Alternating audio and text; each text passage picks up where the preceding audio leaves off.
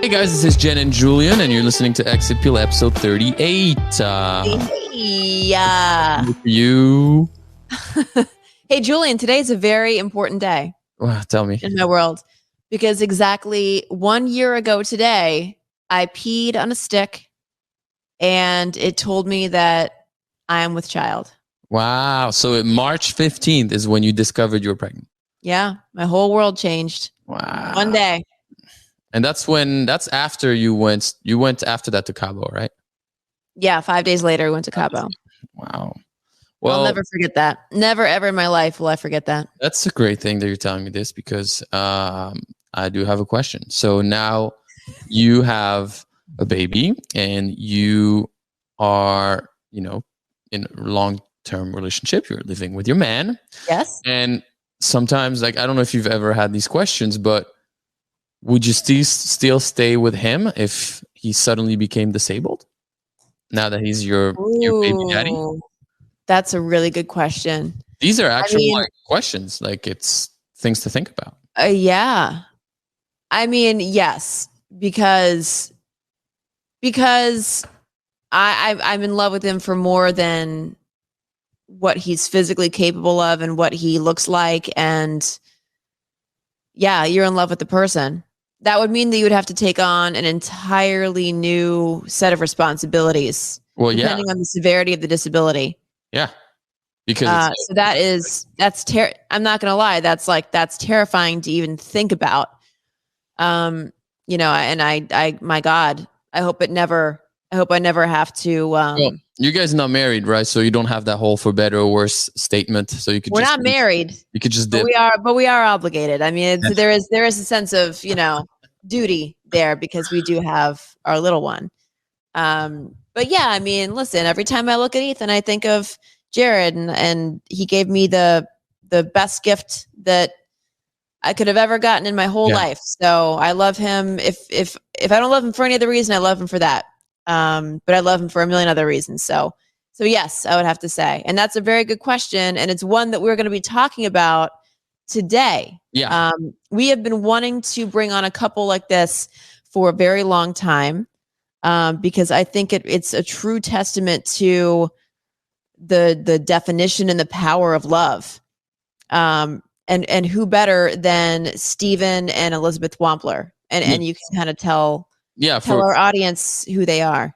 For those of you who don't know, they became popular on social media, especially TikTok, because Stephen has CP, Cerebral Palsy, and then they have a normal family. They have 2 kids, if I remember correctly, and they've been married for 28 years, and I think they use their platform to talk about it, to talk about CP, to talk about what it's like to be with someone that has a disability and how life works for them. So I think they're very, informative about it. And it seems like people are responding to it on social media. I think they're 600,000-700,000 followers, keep growing. And it's great. So I'm so glad we have them on, because we're going to be able to ask a few questions and get to know them a little bit more.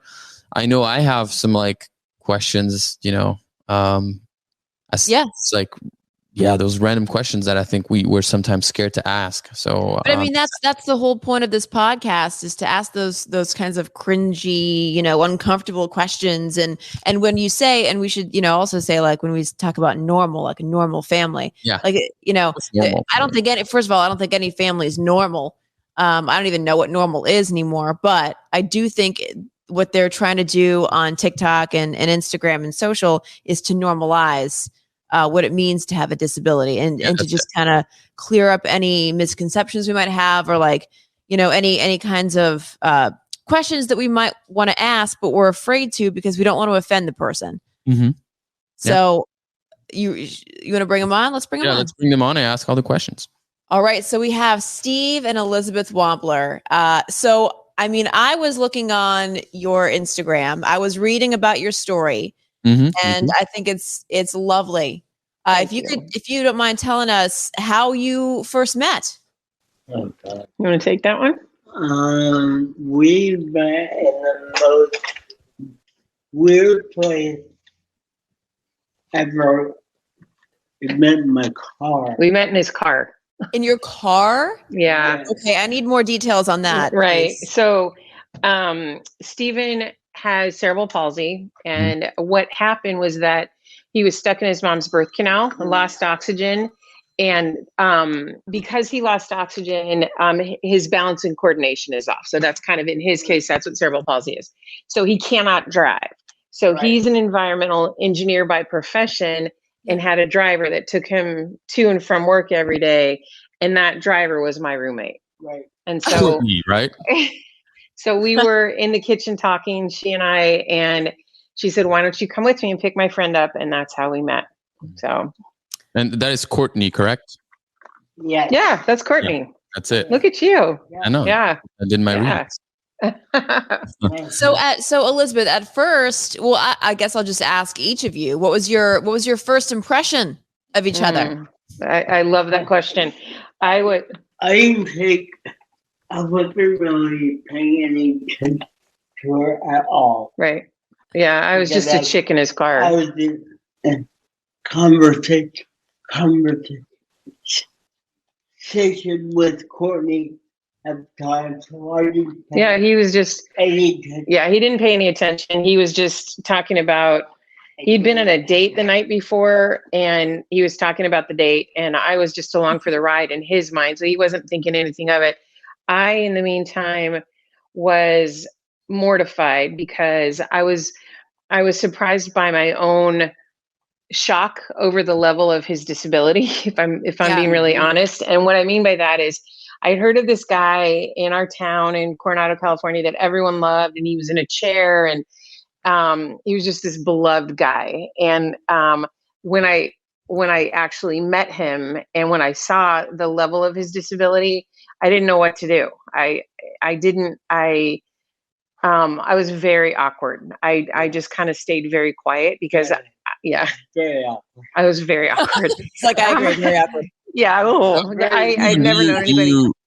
Stephen, do you feel like people that meet you for the first time are naturally kind of awkward? Just because I feel like there's probably this idea of a new person that you meet might not want to say anything to hurt your feeling. It's just like, oh my God, I better, like, I can't make, Some, but I would say overall, not really. I would say with most people, a person, I get it on a daily basis. Yeah. Would you say that there's a range? Yeah. Some people are like, "Hey, dude, how's it going?" Yeah. And other people are beyond awkward. Yeah. Who is the worst ever? You. Look at you now. Look at you now. I win. Yeah. So, I mean, I belong to a bunch of clubs in town, and no one's awkward around me. Okay, that's awesome. Which I find to be really surprising. Mm-hmm. Right? People are better than I would think, because I was so bad. Not bad, but you know what I mean? I was so awkward that I thought everybody kind of was, but it's better than I would have anticipated. But right? I've been here for 30 years, so everybody knows who I am. Yeah. And so you grew up with CP, correct? Yes. Is it so I don't know a lot about it. So what could you tell us a little bit about this disability, and also if you can people develop it later?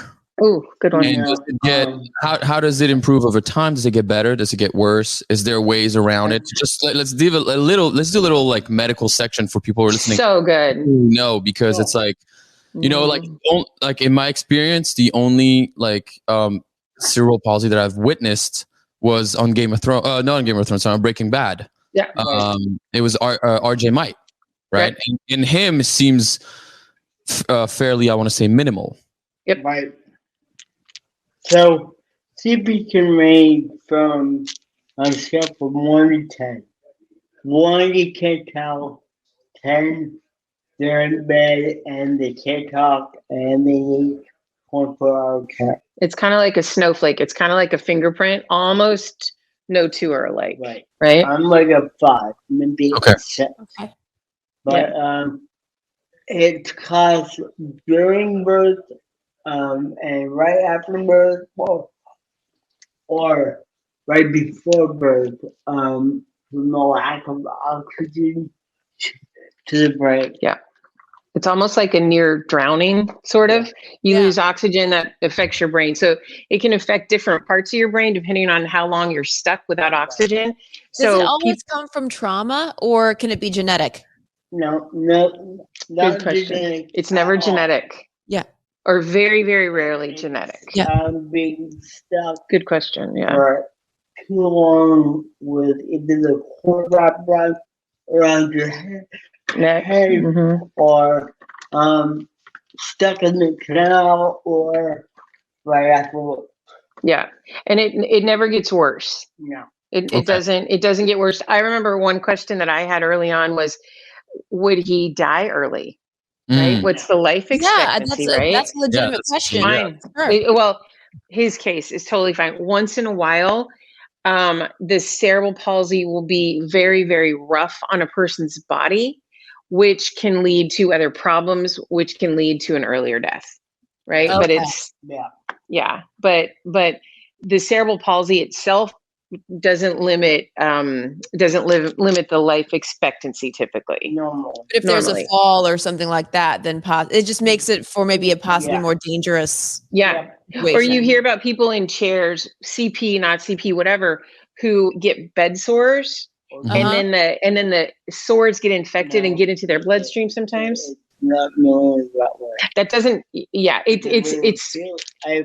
He has feeling. I have feeling all over my body. So I know when to move and when not. Yeah. That's not a bad. Okay. I made that up. Yeah. Sorry. Forget the bed sore thing. I was lying. Does the motor skills are the same throughout your whole life then? Yes. I am not. Well, I would say they got better at that age because I worked out a lot, but they can only get to a certain point. Yeah. And your parents really developed it as much as they could. They worked really hard with therapists when he was a little kid to see what he was going to be able to do. Okay. Yeah. But it didn't really do much for him, right? So Steve, how did you help Elizabeth overcome that awkwardness that she felt around you? I just left her alone basically, and we were thrown to different parties together. Yeah. And that's how she got to know who I was. Yeah. I spent a lot of time. We just kept being thrown together socially. Like three parties, rapid fire. We were both new to our town, both in our 20s with a lot of single people. And we just kept being thrown together, and I could watch him from the periphery. And I realized that I was the only one that was treating him differently. Yeah. Everyone was so comfortable with him, and I just didn't get that at all. And so I'm just living life. Yeah, he was just living life, and awkward. Did you have?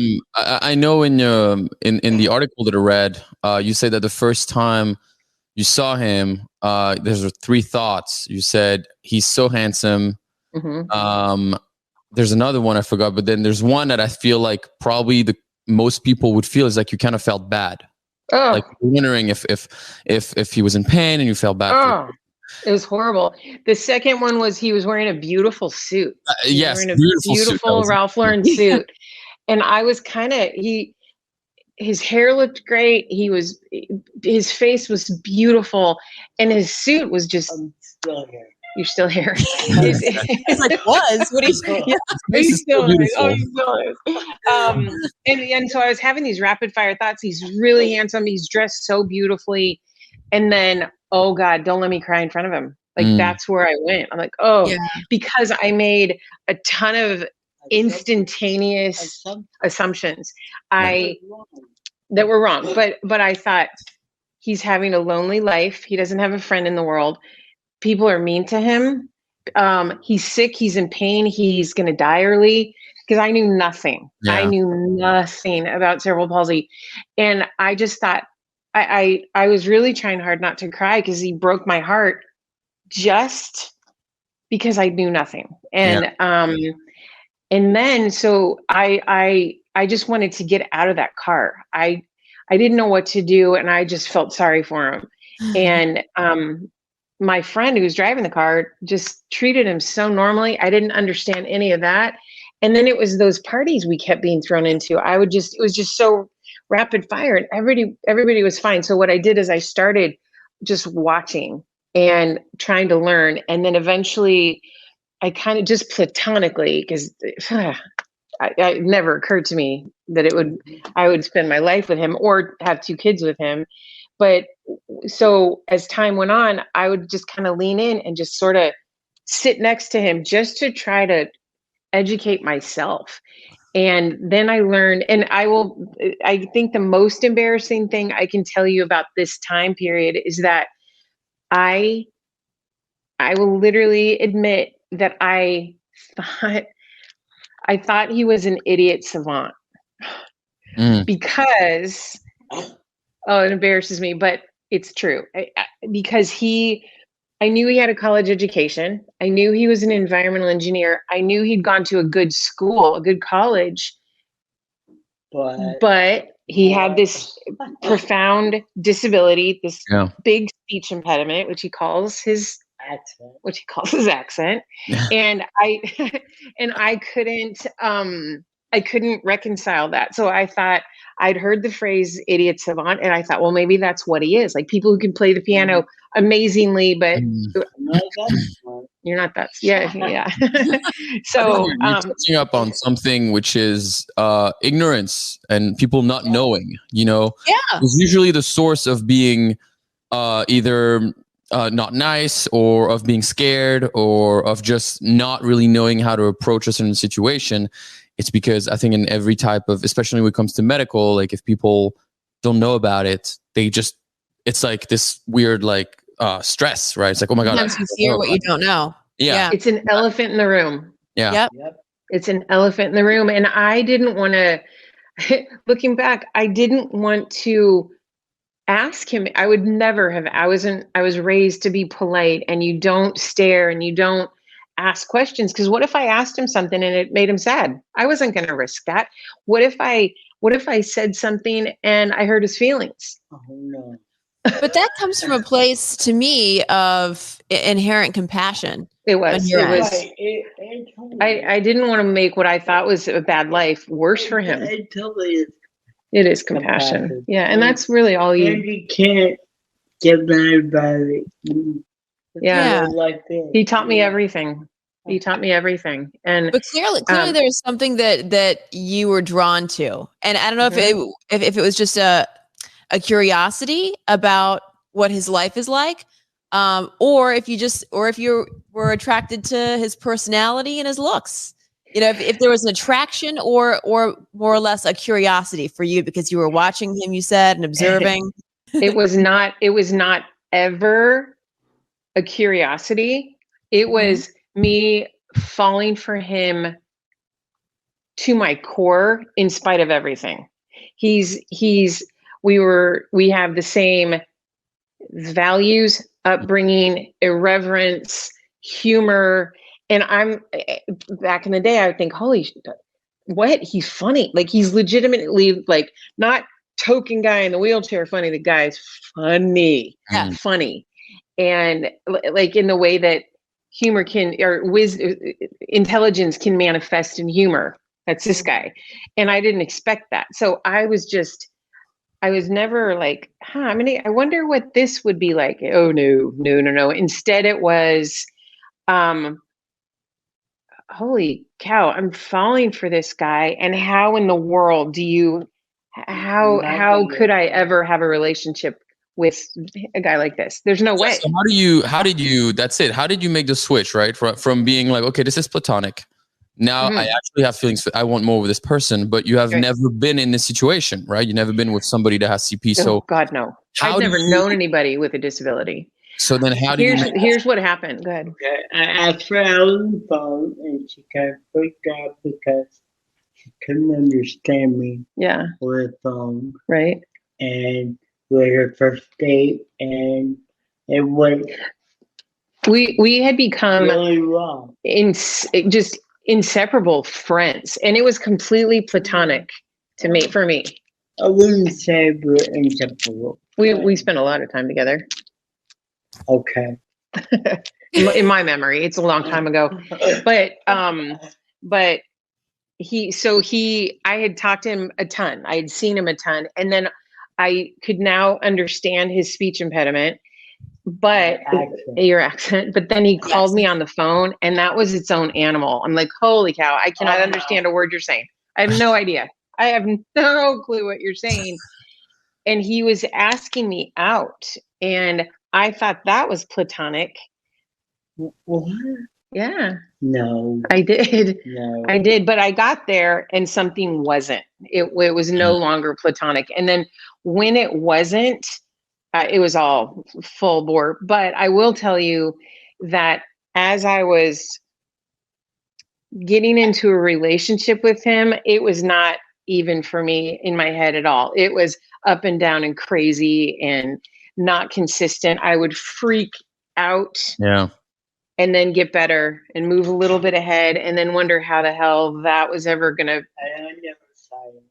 This was all to myself. This was all in my own head, with friends, with people that I could talk to. But what happened, what really sent me over the edge was this. What made me feel comfortable was on two levels. One was that as I was navigating a relationship, right, and I was one step forward, two steps back, I asked him if he could be out of the chair, if he could snap his fingers and be out of the chair and walk, would he? And he said no. That surprised me to the core. Yeah. And I thought, no kidding. I do not on any level need to feel sorry for himself, because he is truly, like, in his bones, he's not sad. And I didn't know that until I asked him that question. That was one thing. Then the other thing was that my parents had a spectacular marriage until my dad died. And from the time I was a little kid, the way my dad looked at my mom did something to my mother's face. It made her look, for her whole lifetime, like she was a woman loved. And that's a weird thing to say, but I had a little conversation with myself and I realized that Stephen would always prioritize me. He would always prioritize any children that we had. He would always prioritize our life together. And I would always be well loved. And that was in conjunction with everything that I was feeling for him anyway. It was so powerful, and it still is. And so I just said to myself in this private little conversation in my head, I'm doing it. I don't know how the hell it's going to work or what it's going to look like. I have to be with him. Yeah. It was that. So it was that. Gosh, that's a beautiful thing to say. Thanks. Steve, so when you told Elizabeth that if you could be out of the chair and walking, you wouldn't. Right. Tell me more. I would say that I probably wouldn't like the person that I would become if I was able to walk around. And I'm basically who I am, and I wouldn't take it. Yeah. At all. That's why I wouldn't take it. Are you saying that you happen to totally like who you are? Happy who I am. You're happy with the person that you've become. Yep.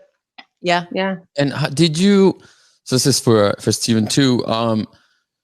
Did you feel like did you have a tougher time throughout like high school or college? Because I guess when everybody starts to date, did you feel like this situation was different to you? Yeah, that was difficult. Yeah. Dealing with immature women was not easy, but I didn't really know if I would get married at all, but I knew it was going to take someone very special to understand who I am, Yeah. and I just got lucky. Oh, thanks, honey. Had Wow. anybody understood you like Elizabeth does? Oh, no. Mm-mm. No. Mm-mm. No. So in a way, when you met Elizabeth, you kind of knew. Yeah. Yeah. Mhm. Yeah. Well, who made the first move? He did. He invited her out. Yeah. No, but I Mhm. mean like the first like, romantic First kiss, him. It was mutual. Yeah. Right on Courtney's step. No. In the bar. Oh, that's right. Whoops. And FNL. That's right. And Elizabeth, I know in one of the interviews too, you mentioned that something you were a little bit worrying about was the look of other people. Mm-hmm. What was the worry there? I don't think that I ever anticipated a life that would be too noticeable. I just never planned for that or thought much about a life that would have attention on me. Not that I was adverse to it. I just, most people go along and have a pretty typical life, and I just thought I would fall into that path. And our life is not typical. No, our life is not at all typical. Not at all. But not in ways that you would think. Right. It's like people, and I think it's worth mentioning that I completely understand why I'm about to say what I am about people's reaction. Yeah. I would say a great majority of people think that I was his nurse and that we fell in love, or that I'm his caregiver today. Guess what? That makes perfect sense. Right. It makes perfect sense that I would have a caregiver role. It just so happens that in our life, that's not the case. Like, because aren't you curious about how does he go to the bathroom? How does he take a shower? How does he get dressed? How, it's completely human nature that anybody would wonder. And guess what? What about the biggie? What about sex? Well, right? What about it? He's pretty typical. Yeah. You guys have two kids. In all your We body. have two kids. Yeah. We have two kids, and they came to the world in the usual way. They just did. And so so I'm not his caregiver, but we have complete compassion for people who think that. How could they not? Yeah. Right? And so we're kind of the opposite of people who want to pound our fist about our rights or disabled anything. We could care less, right? And you speak for yourself. I don't care about special language around disability. And the reason I'm pretty, it's important to me to just come as you are and say what you will. Because if you're doing that, that means you're brave enough to approach. You're brave enough to have a conversation. And good God, that's nice. How nice of you to. And so we would never, ever in a million years flick you on the head for some language of the day. Oh, we hate everything about that, if we're honest. Human curiosity. Yeah. Yeah, approach with curiosity, not judgment. Yeah, exactly. Yeah. I mean, and honestly, when I think about it's like whenever I see if I were to see you two, for example, in the street, not knowing who you are, I wouldn't necessarily think that you were his caregiver. But the only thought that would really pop into my head is you are a nice person. Because you looked past what a lot of people, I think, couldn't. Mm-hmm. And you let yourself fall in love with a person what I think a lot of people would like be scared of, right? Oh, totally. Whenever I see somebody with a disability, or whenever I see a woman with somebody in a wheelchair, the only thing I think of is like these two are probably the most amazing human beings. Oh, thank you. Obviously, I have a ton of questions, but I would never, I think that's probably what people would like if they see you. That's probably the first thought I would. Thank you. Yeah. And in my case, that's so nice of you to say. In my case, I couldn't help it. Yeah. I resisted. I questioned. I wondered what my life was going to look like, because it was so, I mean, I know we all, right, know gay couples. We all know mixed racial couples, Yeah. but ours is its own animal. Yeah. It's been we've been together 28 years, married 26. Do we know anybody? Yeah. A couple. Not even personally. In In chairs, CP with the speech impediment. Who do we know is CP? No, we don't. Right? She's not married. Right. So, and then I would say my biggest fear was I wanted nothing more than to be a mother ever in my whole life. And what kind of life, what was that going to look like? You know, I was protective of my children before I knew my children. And so what was that going to look like? And that was my biggie. Did you And have a discussion about, you know, A million. whether it was a good idea to have kids? a million discussions. And what I did is I took, we were just getting to know one another. I don't remember. Oh, Stephen J. Shut up. Really? Oh, shut up. Yes, we had a billion.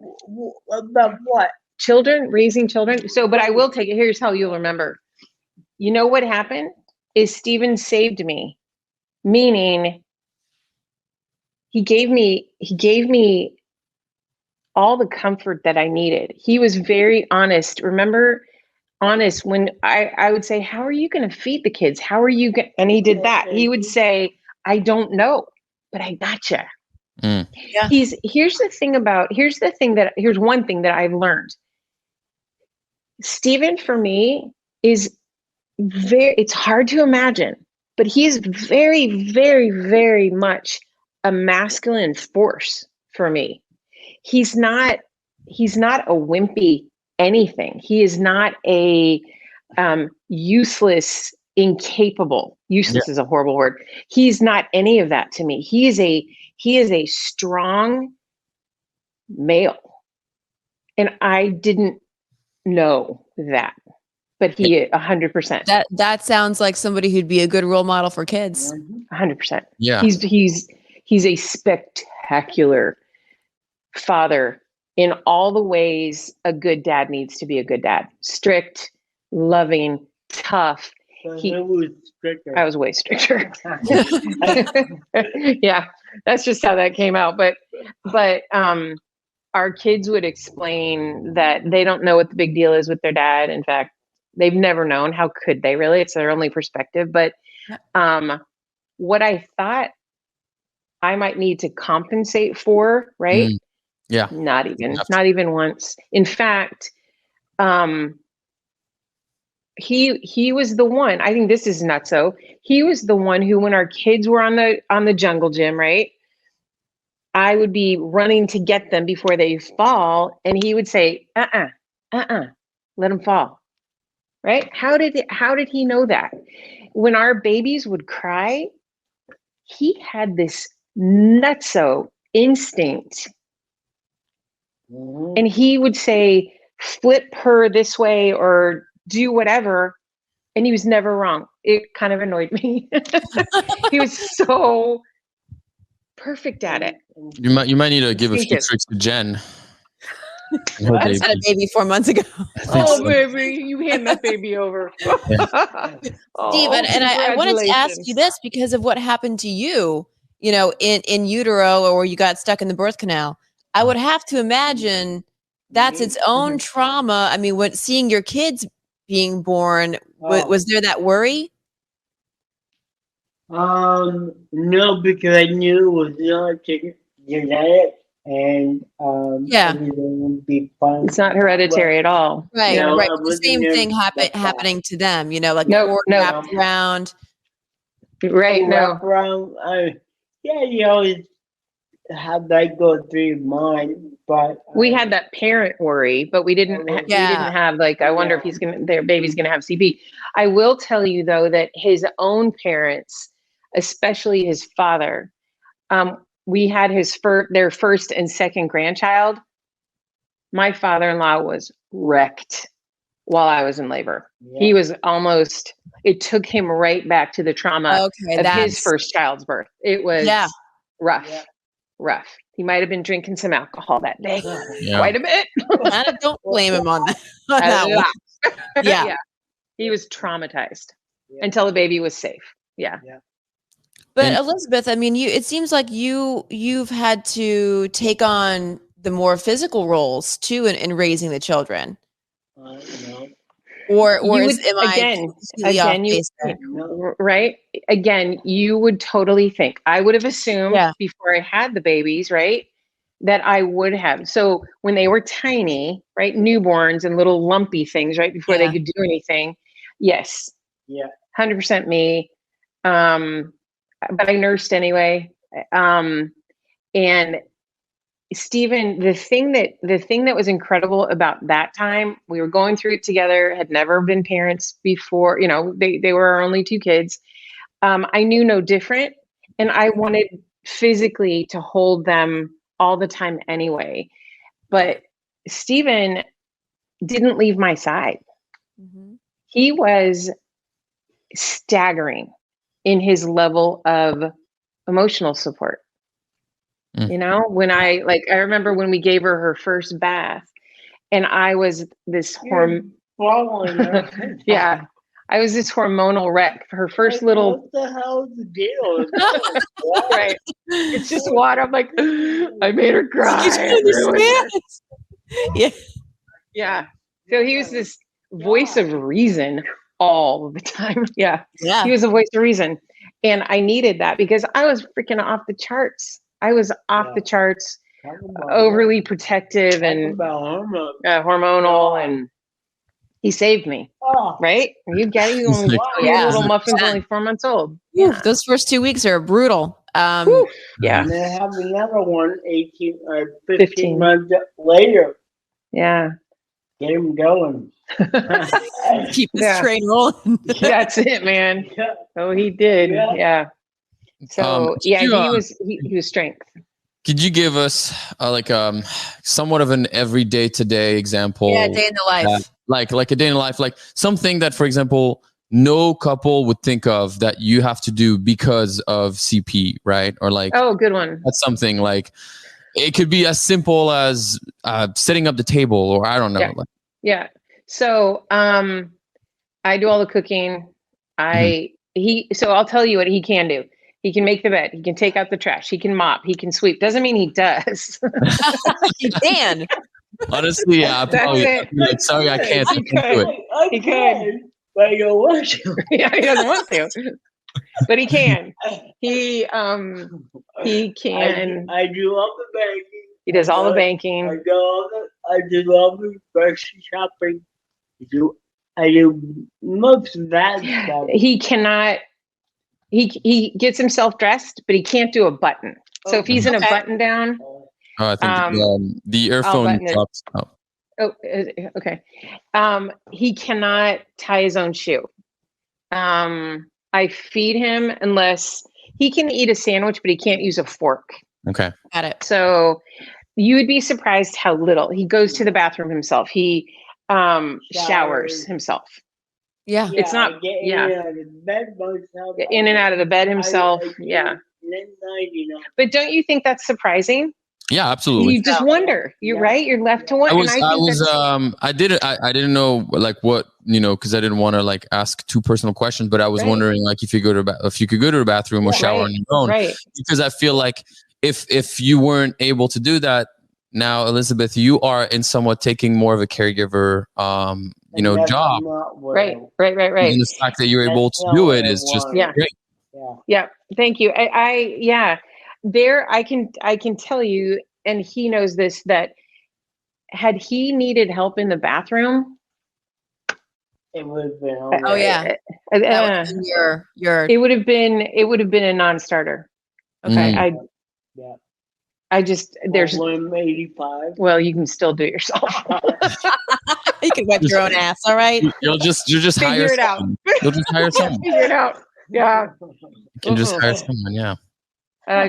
But I'm so grateful that you asked. I'm not doing when you're 85. Oh, shut up. That's the thing, right? Like, and I feel like that's part of why we do this podcast, is to kind of ask those uncomfortable questions. Yeah. Thank you. And we've had couples on from the LGBTQ community. Nice.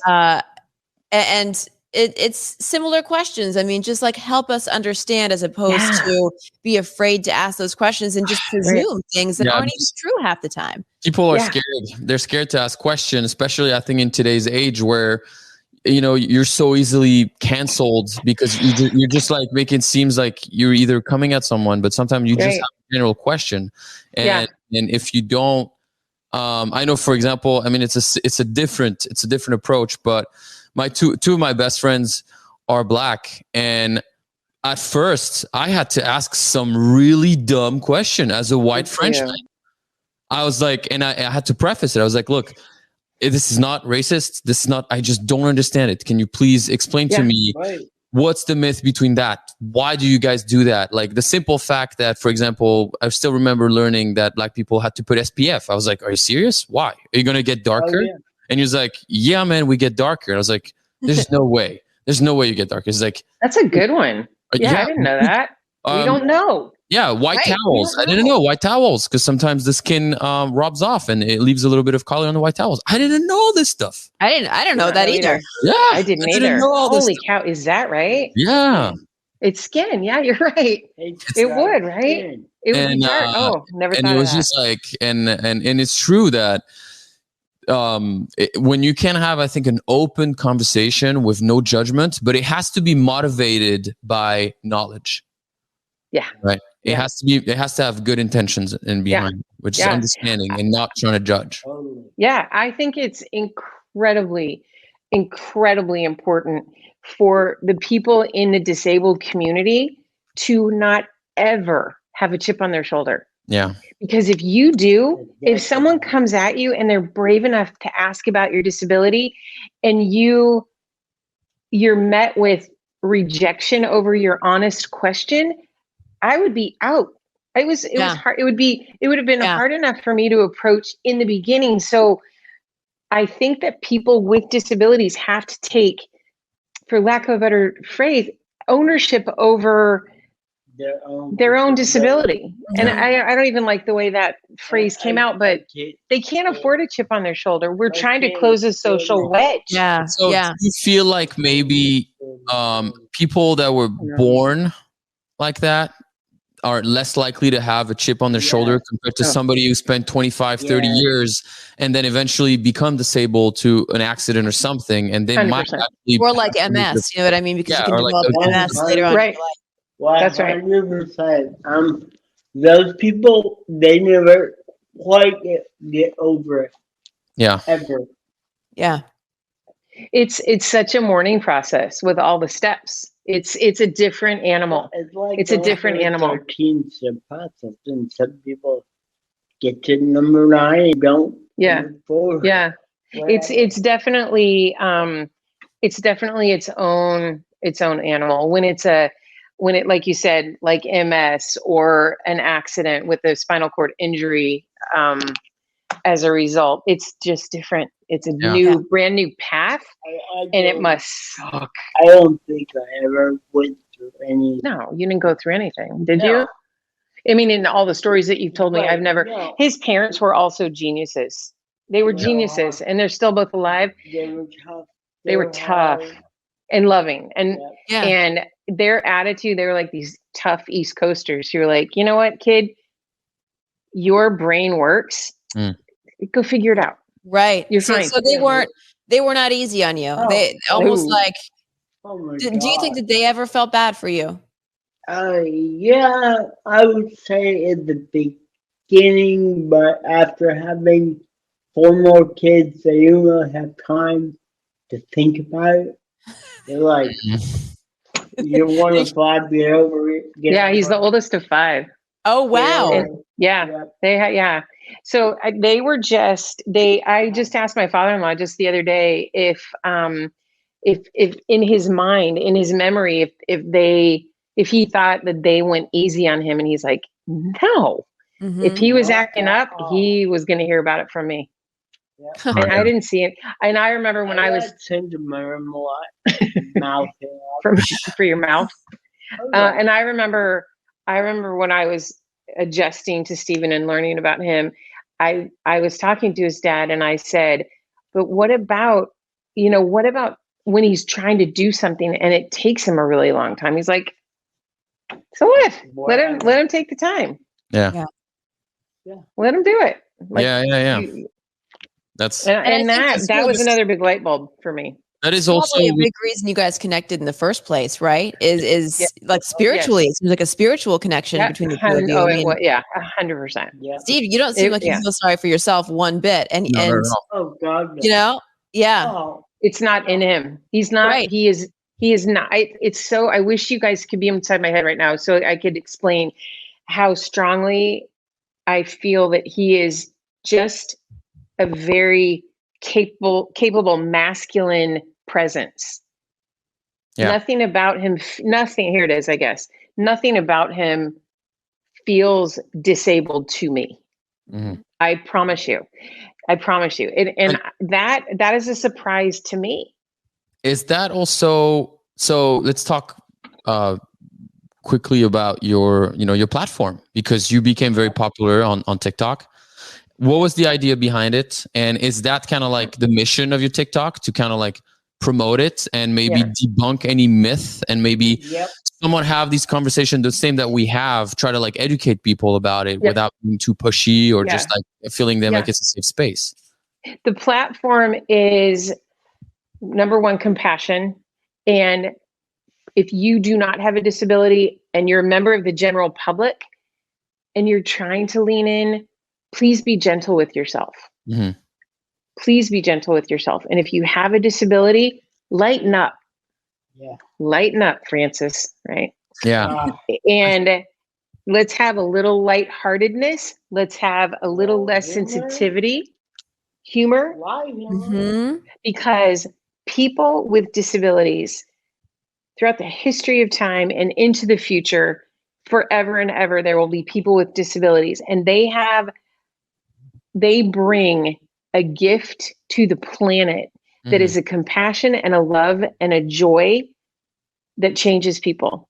Yeah. And so we have to get to know this big billion-person population of people who, in defense of all of us, they were living at home with their moms or their dads in their family homes or in an institution until about 2 generations ago. Yeah. So if we think about it, or even 1 generation in some cases, right? Yeah.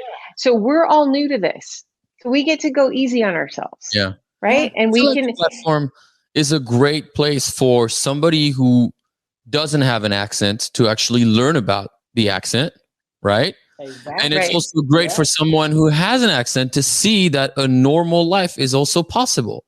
It gives hope to see that you guys are happily married, you have a normal family, and life goes on. So I think this platform is great for both. Thank you. Yeah. And we're having fun with it. And we have had literally of the millions of comments and millions of nice things people have said, we have had literally 1 negative. 1. 2 now? 2. Okay, 2. Literally 2. Yeah, it's crazy how TikTok is surprisingly way more positive than Instagram. TikTok has this huge, because I think it's like it's raw content and just people resonate with raw content. Whereas Instagram, everything is all perfect. So it's easier. Right. That's a good point. Yeah. But TikTok is a lot of stuff, man. A lot of videos I come across that are either sad or any type of videos. The amount of compassion I see is always like, it's really beautiful. Yeah. We're just having fun with it. And we really want people to just lighten up. Yeah. People with disabilities are here to stay. And not all of disability is sad. Not all of it. There's a lot of joy. And it's sad in the beginning. I think if you have a child with a disability, let's face it, it's a hard thing for any parent.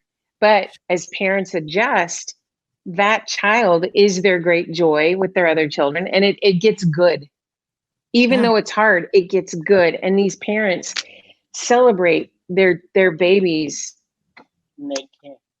Yeah, and they should. And that's what we want to bring forward. Not the pounding on the fist, not marching on Washington. We hate all of that for us. Yeah. And we've benefited from a lot of the advancements in America because people are willing to fight the cause. But if we're going to have any part in this movement of disability, we want to bring forth the joy and the optimism and leave the rest behind. That's our gig. Yeah. And where can people find you on TikTok and Instagram? At the Wampler Way. The Wampler Way. Wampler The Way. Wampler Way. Or Camp Wamp. Or Camp Wamp is our website, or Wampler Foundation. I mean, we'll make sure our social tags you and everything. Thank you. Yeah. Did I hear, Steve, that you were the first person with cerebral palsy to climb El Capitan? Yes. Mountain? Yeah. Wow. Crazy. Wait, okay. I need to know more about that, please. Yeah. That's amazing. Yeah. It was amazing. It's still traumatizing. It was 11 years ago. He did 20. He has the use of one limb. Yeah. So everything on his body works, but he doesn't have coordination in his legs and in his left arm. But with his left hand, he can grasp and he can pull. And that's literally all he can do with his left hand. You can point, I guess, maybe sometimes.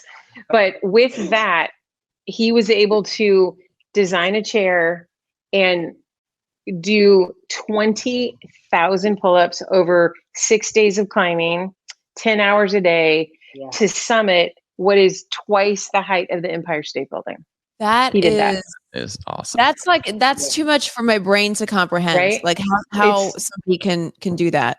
20,000 pull-ups. I 20,000 pull-ups in a row. I'll do 8 in a row. Yeah. And the pull-ups yielded, depending on how tired he was, they yielded 1 to 6 inches per pull-up. Yeah. Wow. Depending on the wind and the grit, rock and the whatever. Yeah. He's legendary. It was something to behold. It was something to behold. It's on Amazon Prime now. Yeah, we have a movie on Amazon Prime about his climb and about our life, and it's pretty sweet. It's out. It's out. Yeah. I'm watching it. I'm watching it. Yeah. April of That's 3. Yeah, it's on Amazon Prime. It's called Wamplers Ascent. During COVID. Yeah, it came out during COVID. That's awesome. Wait a second. I saw this. Now that I'm thinking about it, like I was, yes. It's like connecting for me now. Sorry. I saw the trailer for it, and I was like, that's unbelievable. It's just one of those things where you like scroll past, you're like, I can't believe that's, and I can't believe I'm talking to this person right now. That's unbelievable. You guys have. I mean, Steve, you're an inspiration. Elizabeth, you are an inspiration. Both of you together. Your love story is incredible. Yeah. Thank you. Thank you so much for coming on. We were thrilled. Yeah. Thank you very much for having us. We appreciate it. You're amazing. All right. Thanks, guys. Take care. You too. You too. Bye. I am so impressed by both of them. I know, me too. I can't even tell you. I get the biggest smile on my face just thinking about, like, because that is something that I think a lot of people would not take lightly. Yeah. I mean, he has had CP since the day he was born. So he was in a wheelchair whenever she met him. And the thought of, and especially not knowing what that would entail for you, your future, your kids, if you have them, if you can have kids. There's so many questions that I think anybody would have going into a relationship like that. And to power past that and to fall in love with the person is, I think that is love in its purest form. No, for sure. I kind of got a little like emotional when we was talking about his high school. Yeah. And how it being difficult. I was like, fuck. Like and then I was like, I can't feel bad, but I felt it made me sad. Feel bad. Of course. It made me a little sad that it's okay to feel bad because, I think it's wondering like if he would get married and all that stuff. To me, it was just like, oh, I can't even imagine. But I think that's a really good point that you brought up about people and their biases and going into seeing somebody who might have a disability or who's different from you, a million things come to your brain. I think that everybody has a little prejudice in them. Yeah. And I think we can't be afraid to have those conversations as long as we're coming from a place of, I want to understand. Exactly. You know, sure. as opposed to judgment. But also, there's one thing that stuck out to me was I don't remember when was the last time I saw a couple look at each other the way they do. Mm-hmm. I like through the screen, it oozes love. Yeah. I've that's one thing that stuck out. Like they're so madly in love with each other. You could see it still 28 years later. Right. I don't think I've ever seen something like this. I don't think about a lot of couples who don't have disabilities and who don't have to battle the everyday challenges that they do haven't been together as long as they have. Yeah. It's really, it was awesome. She fell in love with his soul. She didn't. Well, he looks too. I mean, he's a good looking guy. He is a good looking dude. Definitely. Definitely he is. I'm watching that's oh, me too. Special on Amazon Prime now. And I did see it. I just, for some reason, like the name. I was just scrolling past it and I'm like, well, human. You know, it's almost like it was released during COVID and everybody is sitting around like feeling like shit and feeling sorry for themselves and feeling like shackled to their couches. And you're like, here's this guy. Oh, here's this guy in a wheelchair climbing El Capitan. Oh, good for you. You know what I mean? Like, what are you doing with your life? Yeah, exactly. I'm like, I don't want to feel bad about myself. Next. Yeah. But he is a lovely person. No, for sure. I encourage everyone to go check out their social.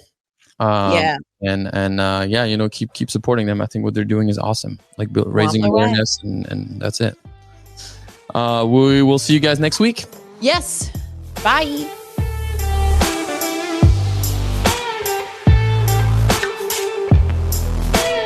A Huda Media Production.